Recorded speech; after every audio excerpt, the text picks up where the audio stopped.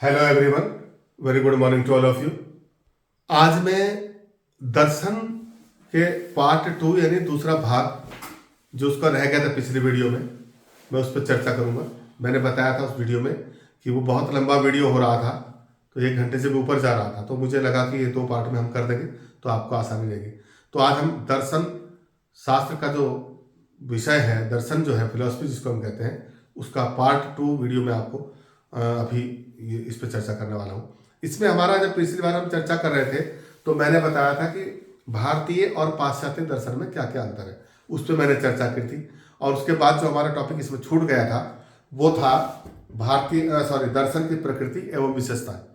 तो आज हम इस पर चर्चा करेंगे। दर्शन की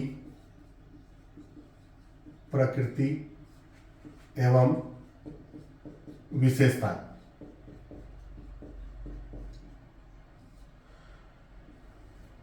यानी फिलॉसफी जिसको हम कहते हैं, दर्शन जिसको हम कहते हैं, उसकी क्या क्या विशेषताएं हैं और उसकी प्रकृति यानी नेचर क्या है दर्शन का, उस पर हम बात करेंगे।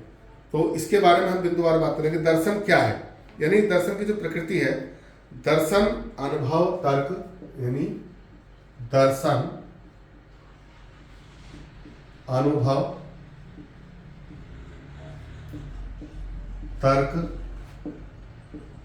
परिकल्पना पर आधारित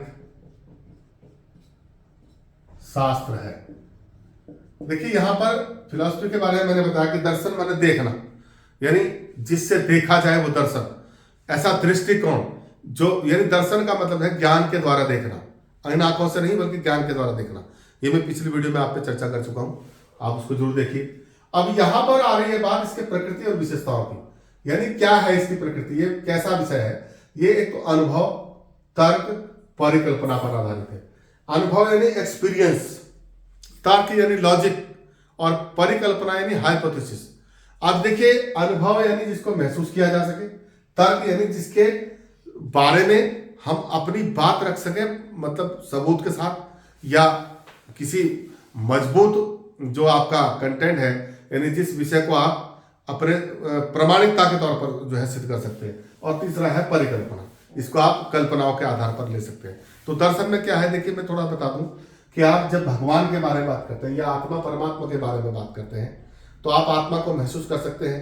परमात्मा के बारे में जो भी आप चाहे परिकल्पना कहते हैं, ये परिकल्पना, ईश्वर कैसा होगा, ईश्वर का स्वरूप कैसा होगा, उसके 2 हाथ होंगे 4 होंगे, या ईश्वर सबसे पहले कहाँ आया होगा, सृष्टि उसने कैसे बनाई होगी, हमारा जो मूल तत्व है वो क्या है, ये सब परिकल्पना और तर्कों पर आधारित है। ऐसा था तो ऐसा हुआ, ऐसा नहीं होगा तो ऐसा होगा, ये हुए लॉजिक तर्क। तो ये जो शास्त्र है दर्शन शास्त्र, ये अनुभव तर्क और परिकल्पना पर आधारित है। ये तो इसकी विशेषता, एक प्रकृति है। और ये एक जो है प्रयोग सिद्ध विज्ञान नहीं, क्या नहीं है, ये प्रयोग सिद्ध विज्ञान। देखिए मैं आपको बता दूं, ये परिकल्पना पर आधारित है, लेकिन प्रयोग सिद्ध विज्ञान नहीं,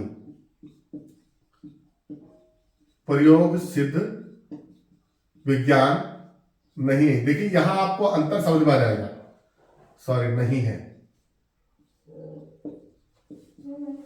यानी कि यहां पर जब हम कहते हैं प्रयोग सिद्ध विज्ञान नहीं, तो इसका मतलब है कि यदि दर्शन शास्त्र कहता है कि ईश्वर है और वो आत्मा का अंश है, स्वर्ग है और वो इस पृथ्वी लोक से ऊपर कहीं है, तो ये एक ऐसा विषय है। दर्शन कहता है इस बात को कि ईश्वर के लिए काम कीजिए, आपको मोक्ष मिलेगा, मुक्ति मिलेगी। आप धर्मों में पढ़ते हैं, धार्मिक किताबों में पढ़ते हैं, आपको, आपने कई जगह सुना होगा, आप स्वर्ग में जाएंगे, गलत काम करेंगे नरक में जाएंगे, कर्म का लेखा जोखा जाता है, ये सारी बातें कही जाती हैं तार्किक आधार पर, लेकिन इसे आप सिद्ध नहीं कर सकते। अगर कोई आपसे कहे कि ईश्वर है, आपने देखा है, तो ये महसूस करने का विषय है कि हाँ जी मैं तो मानता हूं। अब हो सकता है आप अपने फादर को ईश्वर मानते हो, अपने गुरु को आप भगवान मानते हो, या पत्थर को भगवान मानते हो, या आपके महसूस करने का विषय हो सकता है, आपकी परिकल्पना हो सकती है। लेकिन आप इस विषय को प्रमाणिक तौर पर दूसरे को समझा नहीं सकते, सिद्ध नहीं कर सकते कि हाँ ये ईश्वर है और इस कारण मैं इसको ईश्वर मानता हूं। आप सिद्ध करके देख लीजिए, क्योंकि जो विज्ञान है, साइंस है, आप कहते हैं मोबाइल में मेरे एक ऐप है, आपने कोई बात कही तो दूसरा आदमी कहकर दिखाई, आपने खोल के दिखा दिया, सिद्ध कर दिया, ये ऐसे ऐसे चलता है, ऐसे ऐसे खबर भेजता है। आप व्हाट्सएप पे जो न्यूज डालते हैं वो दूसरे तक पहुंच जाती है, तो आप दिखा सकते हैं, प्रमाणित कर सकते हैं, क्योंकि प्रयोग सिद्ध विज्ञान है। क्योंकि जो आपका वैज्ञानिक ज्ञान है वो प्रायोगिक है, उसे आप परिमाण के द्वारा, साक्ष्य के द्वारा सिद्ध कर सकते हैं। लेकिन ये जो दर्शन शास्त्र है, इसका जो ज्ञान है वो अनुभव, तर्क और परिकल्पना पर आधारित है, उसे आप सिद्ध नहीं कर सकते। ये प्रयोग सिद्ध विज्ञान नहीं है। ईश्वर के बारे में चर्चा करेगा, आत्मा के बारे में चर्चा करेगा, लेकिन ईश्वर और आत्मा के दर्शन कराने की अगर बात आई, कहा कि आप मुझे ईश्वर के दर्शन कराइए, आत्मा के दर्शन कराइए, तो ये वहां पर प्रयोग सिद्ध नहीं कर सकता, ये बता नहीं सकता आपको। एक बात। दूसरी प्रकृति। तीसरी, दर्शन व्यक्तिनिष्ठ शास्त्र है, वस्तुनिष्ठ शास्त्र नहीं। दर्शन व्यक्ति निष्ठ शास्त्र है, वस्तुनिष्ठ नहीं।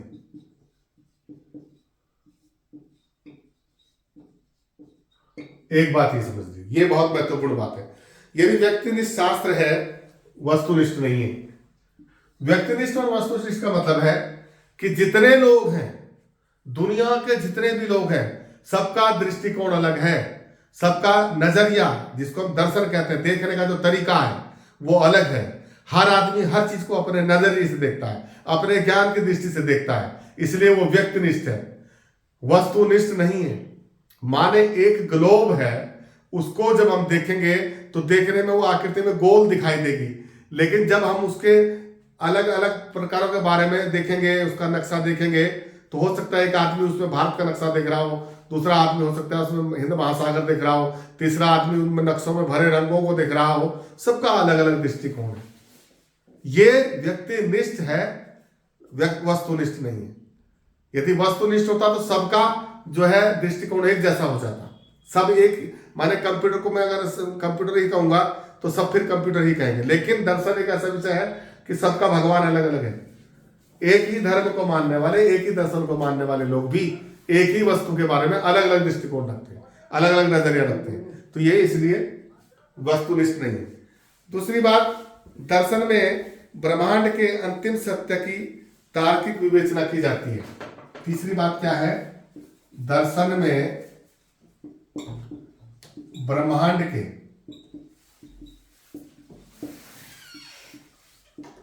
अंतिम सत्य की तार्किक विवेचना की जाती है। सत्य की तार्किक विवेचना की जाती है, ये एक महत्वपूर्ण बात है। दर्शन जो बात करता है, ब्रह्मांड के अंतिम सत्य की बात करता है, और तार्किक आधार पर, तर्कों के आधार पर, यानी सबसे पहले पृथ्वी कैसी रही होगी, ये ब्रह्मांड कैसा रहा होगा, इस ब्रह्मांड की उत्पत्ति कैसे हुई। आपने देखा होगा हमारे कई वेद पुराणों में ये लिखा रहता है, ब्रह्मा ने सृष्टि की रचना की है, फिर आदिदेव आए, फिर ये हुआ, फिर इस पर जीव आए, फिर। और विज्ञान कुछ और कहता है, विज्ञान कुछ अलग कहता है। विज्ञान कहता है ये जो पृथ्वी है ये सूरज का टुकड़ा है या चंद्र का टुकड़ा है, या चंद्रमा पर पहाड़ और गड्ढे हैं। जबकि अगर धार्मिक दृष्टिकोण में जाओ तो वो कहते हैं वो एक उपग्रह है, ग्रह है, नक्षत्र है, वहां राहु केतु हैं, वो ये ऐसे मिलते हैं। उनका जो संसार है वो अलग है, उनका ब्रह्मांड अलग है, विज्ञान का ब्रह्मांड अलग है। हम जिन ग्रहों और नक्षत्रों की बात करते हैं, वहीं हमारे यहाँ शास्त्र ये कहते हैं कि ये जो 7 ग्रह हैं या 9 ग्रह हैं, उनको हम पूजा करते हैं, उनको शांत करने के लिए उनका प्रकोप हमारे जीवन में पड़ता है, उनके नाराजगी और खुश होने से हम सुखी और दुखी होते हैं। जबकि विज्ञान कहता है कि ये सब उपग्रह है, ये पिंड है, ये अलग चीज है, तो उनके बारे में दृष्टिकोण अलग है, इनके बारे में दृष्टिकोण अलग है। तो ब्रह्मांड के बारे में जो दर्शन है, दर्शन में ब्रह्मांड के अंतिम सत्य की तार्किक विवेचना की जाती है।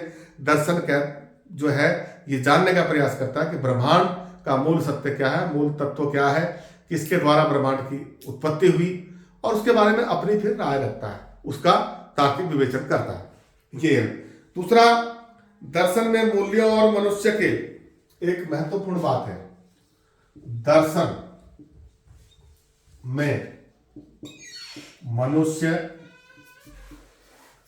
के मूल्य, आचार, यानी उसके करणीय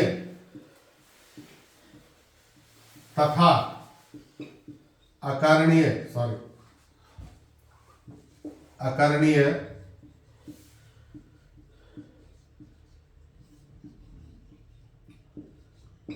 कर्मों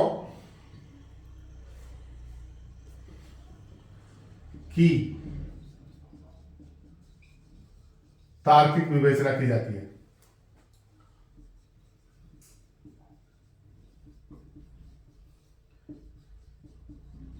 अभी जो मैं बात बता रहा था आपसे कि दर्शन ये कहता है कि कौन से काम मनुष्य को करने चाहिए, कौन से नहीं करने चाहिए। यानी जिस प्रकार धर्म, क्योंकि धर्म और दर्शन एक ही चीज है, जीवन को देखने का। धर्म भी जीवन को दूसरे ढंग से देखता है, वो आत्मा परमात्मा की बात करता है, अध्यात्मवाद की बात करता है। वैसे ही दर्शन भी ईश्वर की बात करता है, सृष्टि सृष्टा की बात करता है, जीव जगत की बात करता है, आत्मा परमात्मा की बात करता है। और फिर ये भी तय करता है कि मनुष्य को किस प्रकार का आचरण करना चाहिए, किस प्रकार का आचरण नहीं करना चाहिए, कौन से कर्म करने चाहिए, कौन से नहीं करने चाहिए, जिसका मैंने जिक्र किया, करणीय तथा अकरणीय कर्म। करणीय कर्म यानी कौन से कर्म किए जाने चाहिए, अकरणीय मतलब जो नहीं किए जाने चाहिए। उन कर्मों की भी तार्किक विवेचना करता है। दर्शन डिसाइड करता है कि मनुष्य के लिए क्या ठीक है, कौन सा काम करना चाहिए, कौन सा नहीं करना चाहिए। ये भी एक इसकी विशेषता है। तो ये तो थी इसके जो है दर्शन की प्रकृति एवं विशेषता है। अब मैं इस पर एक चर्चा करूंगा, इसके क्षेत्र एवं विषय वस्तु की। इसकी विषय वस्तु क्या, इसका आप स्क्रीनशॉट लेना चाहें तो ले सकते हैं। तो अब मैं इसके जो अगला बिंदु मैंने बताया था, ये प्रकृति और विशेषताओं की बात हुई। अब मैं बात करने वाला हूं दर्शन का क्षेत्र और विषय वस्तु। तो दर्शन का क्षेत्र क्या है और इसकी विषय वस्तु क्या है, इस पर थोड़ी चर्चा करेंगे।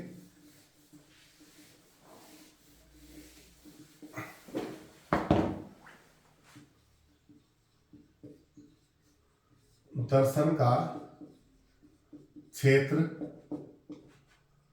एवं विषय वस्तु।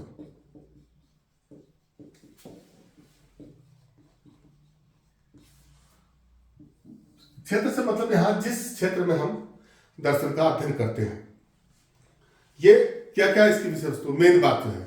और इसको देखिए अलग अलग विद्वानों ने अलग अलग ढंग से डिवाइड किया है। और जो भारतीय संक्षेप में, भारतीय संदर्भ में अगर बात करें तो भारतीय चिंतकों ने दर्शन का जो क्षेत्र है वो 3 भागों में बांटा है। और पाश्चात्य जो दर्शन है, पाश्चात्य दर्शनों में जो है इसका जो क्षेत्र है वो 5 भागों में बांटा गया है। मैं थोड़ी उन पर चर्चा करूंगा। यहां पर देखिए भारतीय चिंतक, भारतीय जो फिलोसफर है यानी इंडियन फिलोसफर, उन्होंने 3 बातों में इसको बांटा गया है। एक तो नंबर 1 क्षेत्र जो इसका वो है तत्व मीमांसा, तत्व मीमांसा, जिसको हम बोलते हैं मेटाफिजिक्स। एक तो ये हो गया। और ये मेटाफिजिक्स है क्या, मैं इस पर साथ साथ चर्चा भी करता चलूं तो आपको समझ में आ जाएगा। तत्व मीमांसा से मतलब सृष्टि संबंधी तत्व ज्ञान। यानी जब तत्व मीमांसा की बात करते हैं तो इसमें आ जाता है हमारा सृष्टि संबंधी ज्ञान। सृष्टि क्या है, सृष्टि संबंधी ज्ञान यानी तत्व मीमांसा, मूल तत्व क्या है। मनुष्य का जो है ये ईश्वर और मनुष्य दोनों के से संबंधित तत्व जो है। तत्व मीमांसा का मतलब यहां पर देखिए सृष्टि से मूल तत्व क्या है, ईश्वर के बारे में, ईश्वर क्या है, ईश्वर के जो है मूल तत्व क्या है, आत्मा परमात्मा क्या है, इनके मूल तत्व क्या है, इन सब से संबंधित जो ज्ञान है उसका जो अध्ययन है हम तत्व मीमांसा के अंदर करते हैं। ये दर्शन की एक बहुत महत्वपूर्ण शाखा या क्षेत्र है, इसमें हम बात करते हैं। दूसरा जो इसका बिंदु है वो है ज्ञान एवं तर्क मीमांसा। ज्ञान एवं तर्क मीमांसा। देखिए ये क्या है, इसी को हम जो है एपिस्टेमोलॉजी कहते हैं अंग्रेजी में, एपिस्टेमोलॉजी।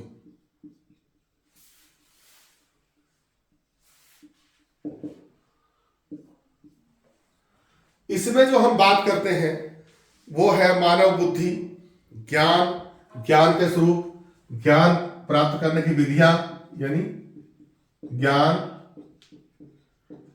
ज्ञान के तत्व,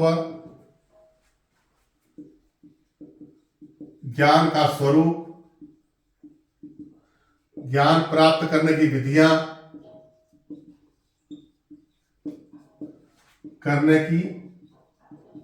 विधियां, इसी में साधन भी आ जाएगा, साधन आदि। क्योंकि ये ज्ञान एवं तर्क से संबंधित है, तो जब हम ज्ञान और मीमांसा की बात करते हैं तो इसके अंदर हम ज्ञान और ज्ञान के स्वरूप, ज्ञान का जो है प्राप्त करने की विधियां और ज्ञान प्राप्त करने के साधन, ये सब इसमें आ जाते हैं। और तीसरा होता है मूल्य एवं आचार मीमांसा।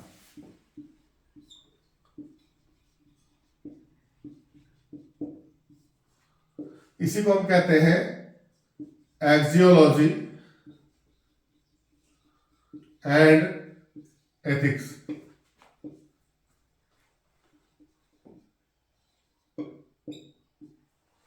यानी मनुष्य का आचरण किस प्रकार का हो, उसका आचार विचार किस प्रकार का हो, ये मनुष्य के करणीय अकरणीय कर्म, जिस पर मैं भी बात कर रहा था, अकरणीय तथा करणीय कर्म, व्यवहार, है ना, ये सारा इसमें आ जाता है। उसके आदर्श, उसके मूल्य और सबकी विवेचना इसके अंतर्गत हम करते हैं, विवेचना करते हैं और उसका अध्ययन करते हैं। तो ये तो भारतीय चिंतकों के द्वारा जो दर्शन का क्षेत्र है वो 3 भागों में डिवाइड किया गया, और यही 3 भाग पाश्चात्य दर्शन में भी हैं। वहां कोई अलग से इसको नहीं कहा गया, लेकिन वहां इसमें जो 2 अलग से वो दिए गए हैं, ये मैं बता रहा हूं। पाश्चात्य में 2 अलग और भाग होते हैं, वहां 5 में भाग बांटा गया। एक तो हो गया तर्कशास्त्र, और एक हो गया सौंदर्य शास्त्र। ये 2 क्षेत्र वहां पर अलग कर दिए गए हैं पाश्चात्य दार्शनिकों के द्वारा। तो यहां पर तर्क शास्त्र में वे तर्क के आधार पर सब चीज की विवेचना करते हैं, और सौंदर्य शास्त्र से मतलब सौंदर्य किस प्रकार का, यानी ज्ञान की दृष्टि से देखना, किसी चीज के गुणों को देखना, उनकी विवेचना करना, उसका अध्ययन करना, गुण दोषों का अवलोकन करना, ये सारा। तो यानी महत्वपूर्ण बात यह है कि भारतीय चिंतकों ने 3 भागों में दर्शन का क्षेत्र डिवाइड किया, जबकि पाश्चात्य दर्शन में 5 भागों में डिवाइड किया गया है। ये चौथा भी है और 5वां भी। ये भारतीय दर्शनों में नहीं है, लेकिन 2 ये पाश्चात्य दर्शन में भी है, ये 2। तो ये था कुल मिलाकर के दर्शन का क्षेत्र और विषय वस्तु। ये आपको समझ में आया होगा। तो मैं समझता हूं ये सारी चीजें आपको बहुत अच्छे से समझ में आ जाएंगी। बाकी आप इसको किताब में भी अध्ययन करेंगे तो बारीकी से चीजें समझने में आएगी। हालांकि ये जो दर्शन विषय है, थोड़ा एक आध बार तो समझने से समझ में भी नहीं आता है, लेकिन बारीकी से जब इसको समझना प्रारंभ करते हैं, इसके लिए जरूरी है कि हम पुस्तकों का अध्ययन करें, किताबों का अध्ययन करें और बार बार पढ़ें, अलग अलग किताबें पढ़ें, तो धीरे धीरे कंसेप्ट इसका क्लियर होने लगता है। और जब समझ में आता है तो बड़ा आनंददायक विषय है, बहुत ही उच्च स्तरीय ज्ञान है। ज्ञान के बारे में मैं बता दूं, दर्शन मनुष्य के चिंतन की सबसे उच्चतम सीमा है। जो दर्शन है वो ज्ञान का सर्वोच्च जो है स्थान है। दर्शन कोई आसान चीज नहीं है। दार्शनिक जो है छोटी मोटी चीज नहीं होता। दर्शन का जो ज्ञाता होता है वो भविष्यवाणी करता है लोगों को देख करके, उनके व्यवहार को देख करके, उनकी गतिविधियों को देख करके वो भविष्यवाणी करता है कि इसका जो भविष्य होगा वो कैसा होगा, उसके गुणों के आधार पर, उसके कर्मों के आधार पर। तो ज्ञान की जो उच्चतम सीमा है वो दर्शन है, और दर्शन मनुष्य के ज्ञान का जो चिंतन है उसका सर्वोच्च स्थान है। तो इसके साथ ही ये वीडियो आपको पसंद आया होगा, इसको लाइक कीजिए, शेयर कीजिए। मिलते हैं अगले वीडियो में, तब तक के लिए धन्यवाद। Thank you.